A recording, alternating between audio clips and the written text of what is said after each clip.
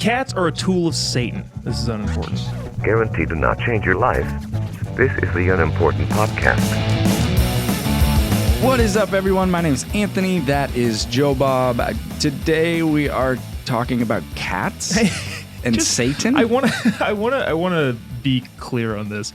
I don't actually think that cats are tools of Satan. Oh, I do. We have two cats, and I love them dearly, but this is just a funny title.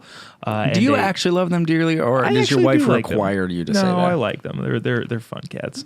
They keep me company sometimes. Okay. So this is interesting. In the Middle Ages, right? We kind of poo-poo on the Middle Ages for being dumb, and this is no exception. Okay.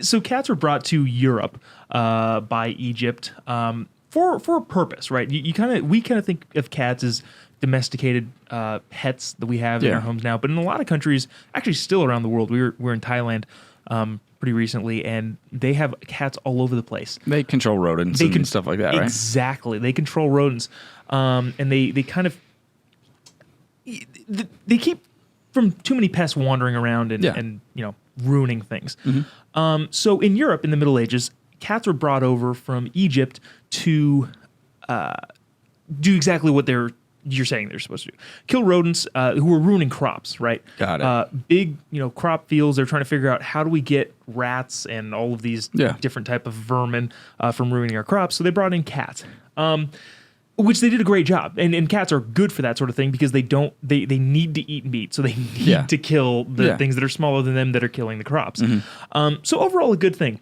Somehow or another, Pope Gregory the Ninth. This is in Roman numerals, so I couldn't tell if it was the 4th or the 9th. But Pope Gregory the Ninth decided that cats were a tool of Satan.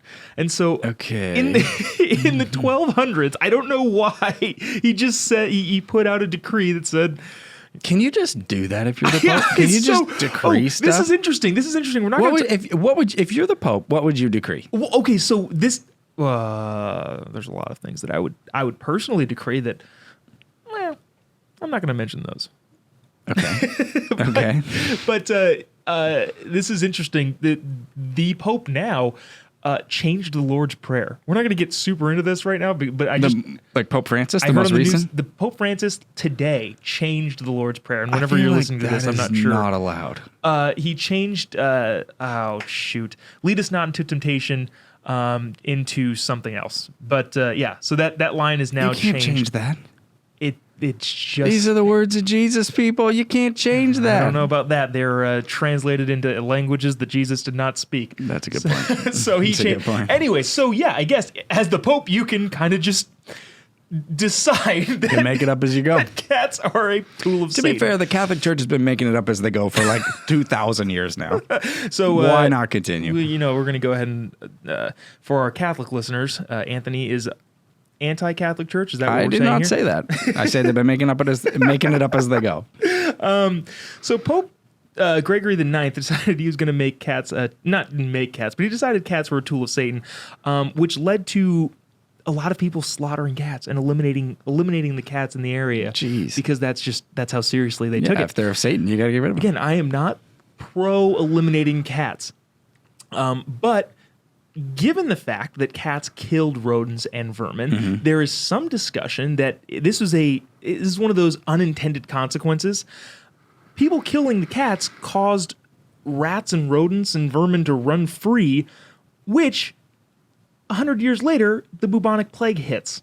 Jeez. And so there's some arguments that say that, and we're going to get into the validity of what those arguments might be. Some arguments say that because Pope Gregory decided that cats were tools of Satan, he brought on the plague. Now, jeez. Now it only gets interesting because there's a lot of these types of arguments. Like, what do you do if you eliminate an entire species that nobody likes? Not to say that nobody likes cats, but this is happening recently. Right. We just found out that there is a way to eradicate mosquitoes, which to me on on the face of it, sounds what is good about mosquitoes? Incredible. I don't want mosquitoes around me. Thank you, Mr. President. I agree with you on that one.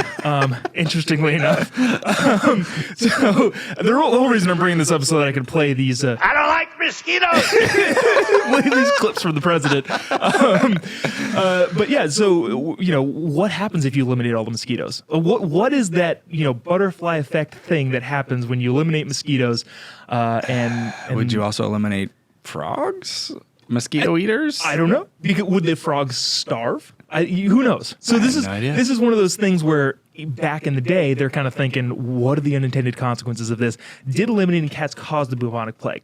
Now, the contention among most smart people is no, it didn't, because the plague happened in the mid 1300s, late 1300s, which 150 years after the decree of satanic cats was instituted. So probably not, but maybe. You never know. And now we're facing the same questions today because there's just several different factors. I don't like mosquitoes. Again, I agree with you, Mr. President. I don't like mosquitoes either.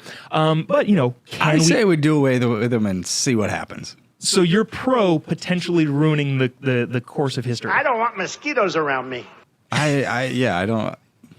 I agree with Donnie Boy. I don't like mosquitoes. Okay, so well, I guess this is unimportant. We do this podcast so that somebody else can change the world. If you want to hear more, go ahead and hit subscribe. I never liked mosquitoes. I like them even less now. I don't like those mosquitoes. I never did.